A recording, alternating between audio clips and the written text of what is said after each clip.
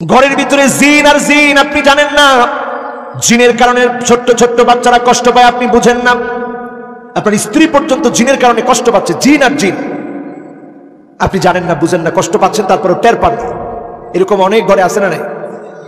এই জিন কেন আসে? আল্লাহ ফেরেশতা পাঠাইছে আমাদের বন্ধু বানায়। বন্ধুদেরকে যখন আপনি ঢুকতে দিলেন না, তখন সেখানে ঢুকে দুষ্ট জিন। কে বলেন, কে? দুষ্ট জিন আপনার ঘরে আছে, কিভাবে বুঝবেন? দুষ্ট জিন কখন আপনার ঘরে ঢুকে কেমন করে বুঝবেন?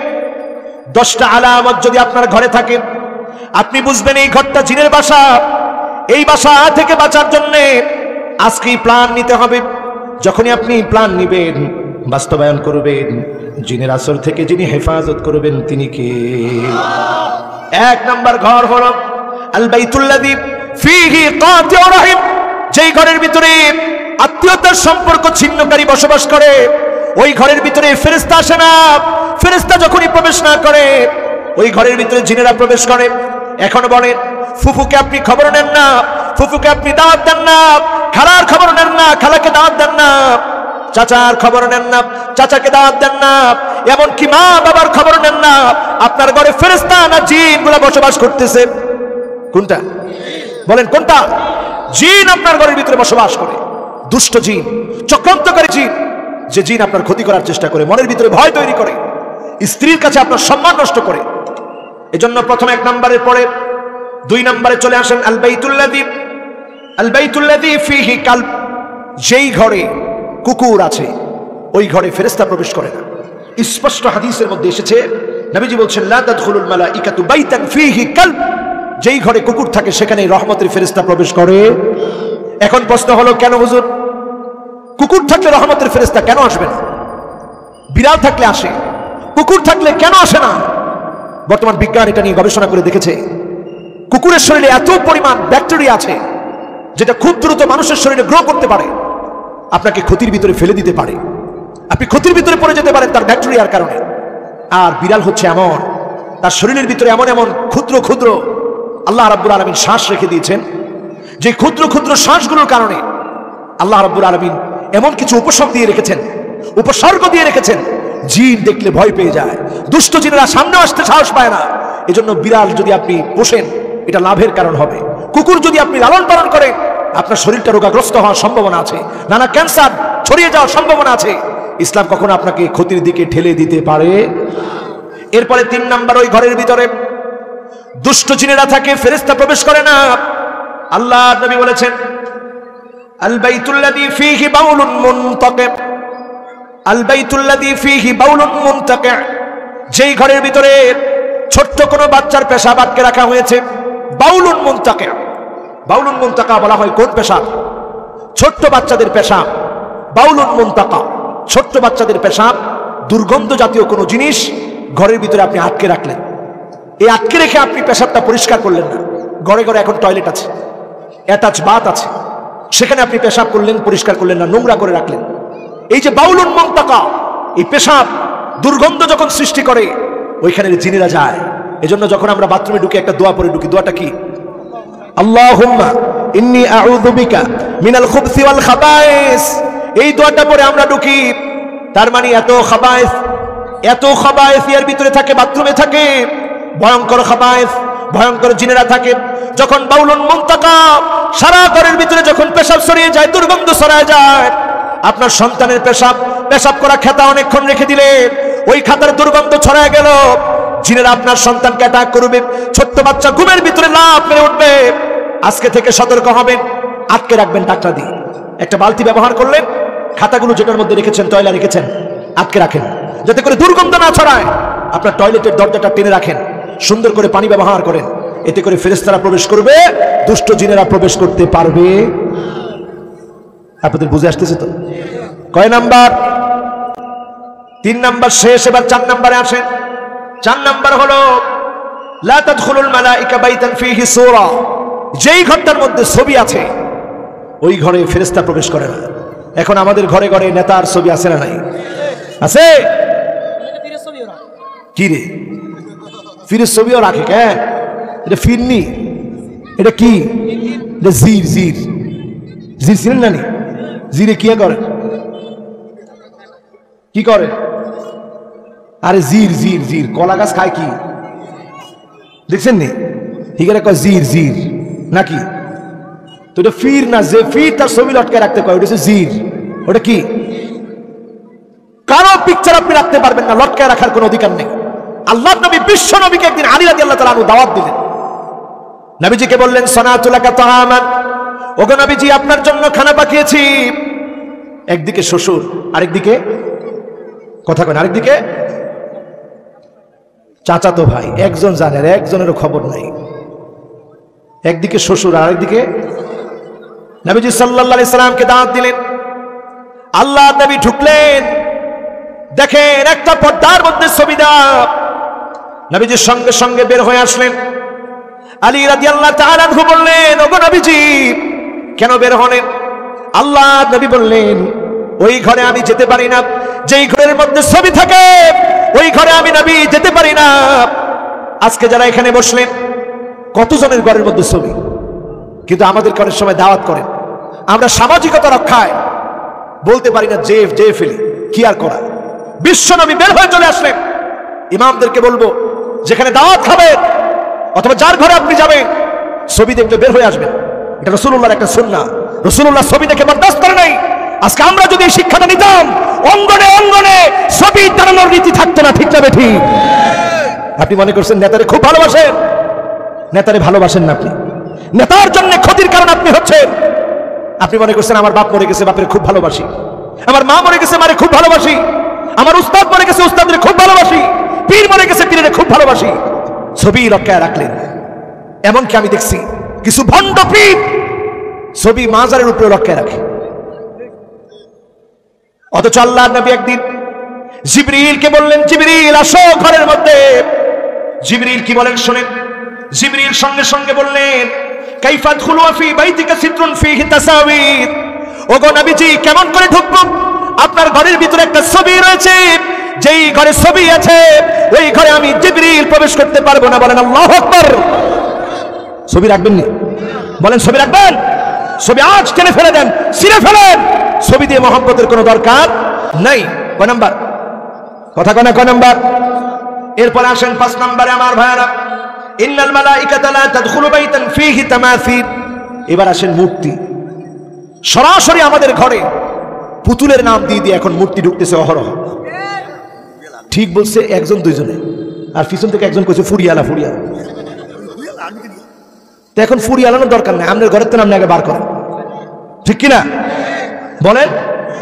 এখন আমাদের ঘরে ঘরে সন্তানদেরকে খুশি করতে কি আমরা বিভিন্ন মূর্তি এনে দিচ্ছি, তামাসিল। এমন এমন মূর্তি এনে দিচ্ছি, অপসংস্কৃতি ঢুকাচ্ছি। এই মূর্তিগুলোর ভিতরে জিন বসবাস করে, অবস্থান করে, আপনারা টের পান না।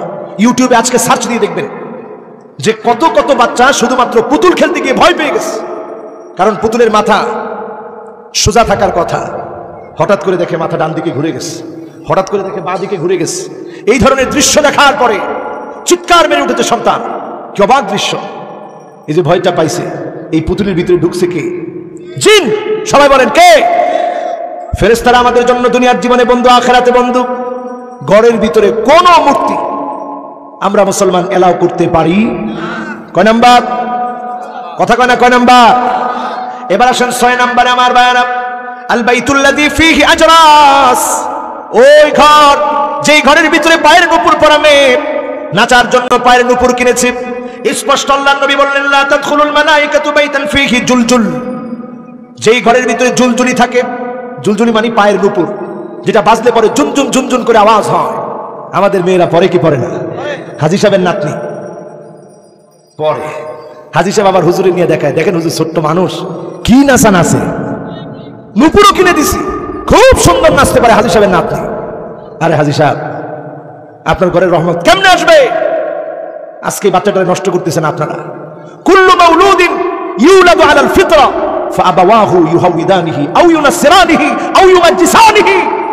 আল্লাহ পাক প্রত্যেকটা মানুষকে পৃথিবীতে প্রেরণ করলেন, হোক না হিন্দু, হোক না খ্রিস্টান, হোক না বৌদ্ধ, হোক না ইহুদি, হোক না সেহুদি, হোক মুসলমানের ঘরে। প্রত্যেকটা শিশু বাচ্চা ফিতরতের উপরে জন্মগ্রহণ করে। তার মানে তার হার্টের উপরে একটা আবরণ আছে, ওই আবরণটাকে ঝকঝকে ফকফকে যিনি রাখেন তিনি কে? ফাআবাওয়াহু, এরপরে তার বাপ আসে, ইউহাউইদানিহি আও ইউনাসসিরানিহি আও ইউমাজ্জিসানিহি। বাপ এসে তারে হয় ইহুদি বানায়, না হয় খ্রিস্টান বানায়, না হয় অগ্নি পূজারী বানায়। জন্ম থেকে কেউ অগ্নি পূজারী হয় না, জন্ম থেকে কেউ হিন্দু হয় না, জন্ম থেকে কেউ খ্রিস্টান হয় না, জন্ম থেকে কেউ ইহুদি হয় না। জন্ম থেকে আপনি মুসলমান, জন্মসূত্রে মুসলমান হলেই মুসলমান হওয়া যায় না, কাজে কাজে মুসলমান হতে হবে, ঠিক না বেঠিক? এজন্য আমার ভাইয়েরা, ঘরের ভিতরে যদি নূপুর পরে কেউ নাচে, আমাদের দেশে নূপুর পরে নাচার গানও আছে, গান টান তো আমরা শুনি না, এই জন্য তেমন জানিও না। নূপুর পরে নাচে, এই যে নূপুর দিয়ে নাচে, ঝুনঝুন করে আওয়াজ হয়, এই আওয়াজে জিন আসে, আপনি তো টের পাচ্ছেন না। জিন আসার কারণে হঠাৎ করে দেখে বাথরুম থেকে অটো দরজাটা খুলে গেছে। এক বড় শিল্পপতি একদিন দাওয়াত দিয়ে গেছে, হুজুর সর্বনাশ। আমি কি হয়েছে? হুজুর একটু আজান দেন। আমি কি এখন তো নামাজের সময় না, আজান দেন কে? হুজুর এই জন্য আজান দেন, সর্বনাশ হয়ে গেছে। কি সর্বনাশ? হুজুর এত কোটি কোটি টাকা খরচ করে বাসা করলাম, মেয়ে আর মেয়ের মা গেছে গোসল করতে সুইমিং পুলে, নিচে বাসা উপরে একরকম, নিচে আরেক রকম। সুইমিং পুল দিয়ে গোসল করবে, সুইমিং পুলে নেমে গিয়ে দেখে কি জানি একটা সাদা কাপড় পরে দৌড় দিস। হুজুর বিরাট ভয় ঢুকে গেছে। আমি বললাম ঠিক আছে, আপনার বাড়িটাকে একটু চক্কর দিয়ে দেখি। সব দিকে গিয়ে দেখি মূর্তি আর মূর্তি। আমি যাক, আল্লাহ বাঁচাইছে, গারগুলা ভাঙা ফেলানোর কথা ছিল কিন্তু ফালাই নাই, এর যে কোর্স করে নাই, এটি অনেক শুক্রিয়া। আপনার গড়বর্তী মূর্তি, আপনি মুসলমান, সব ফেলে দেন, এটা মুসলমানের সংস্কৃতি না। হুজুর অনেক দাম দিয়ে কিনছি, ডাইকা রাখতে হবে না? আমি ডাইকা রাখবেন, পরে তো আবার আসবে, এই জন্য এখন থেকেই সব বাদ দিয়ে দেন। আমরা মুসলমান, মূর্তির সঙ্গে আমাদের কোনো সম্পর্ক, আবার কারো মূর্তি আমরা কোনোভাবে ভাঙতেও যাব, কারো মূর্তির গায়ে আমরা কোনো আঘাত করব না। কয় নাম্বার কথা কয় না? কয় নাম্বার?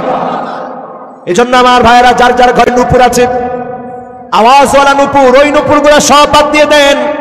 আওয়াজওয়ালা নূপুর থাকলে জিনেরা আসবে, জিনদেরকে আহ্বান করা হয় আওয়াজওয়ালা নূপুর দিয়ে, এই নূপুরগুলো বাদ দিয়ে দেন।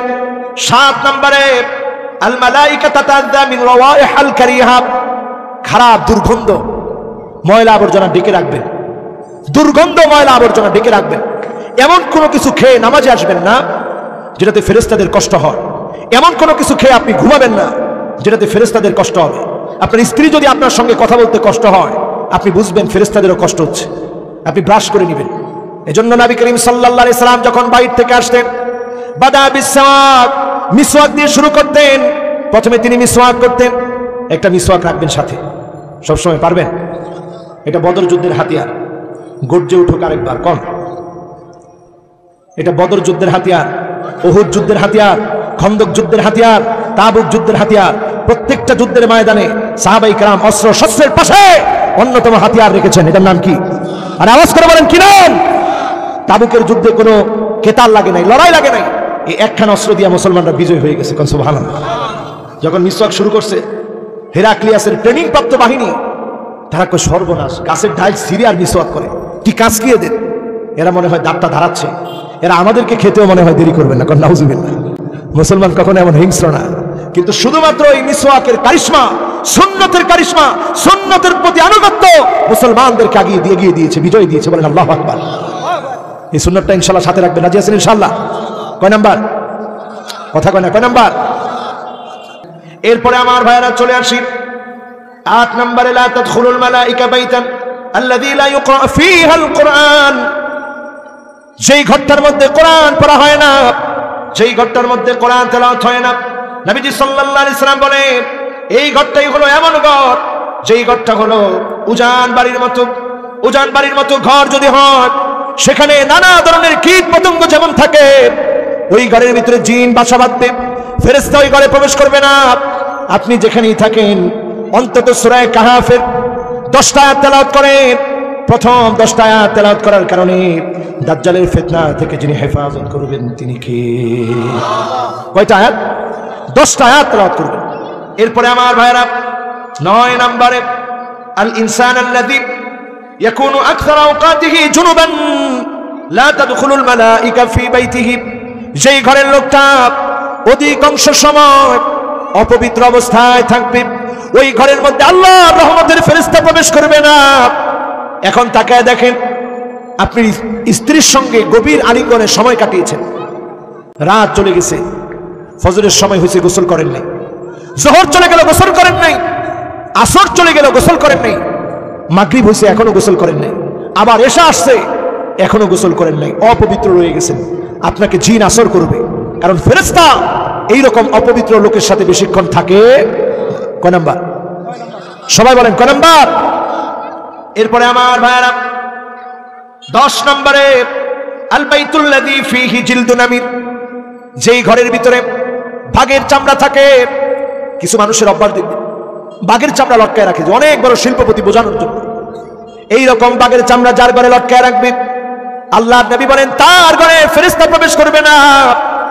এই যতগুলো মানুষের কথা বললাম, আমাদের সমাজে এই জাতীয় মানুষ এখন আছে না নাই? তার মানে ফেরেশতা আমাদের জন্য প্রতিনিয়ত দোয়া করছে। আমার ঘরে রহমত নিয়ে বার্তা নিয়ে আসছে, আমার কাজের কারণে ফেরেশতা ঢুকতে পারে না। এই 10টি জায়গাকে আজকে থেকে বন্ধ করে অজস্র রহমত দেখতে পারবেন।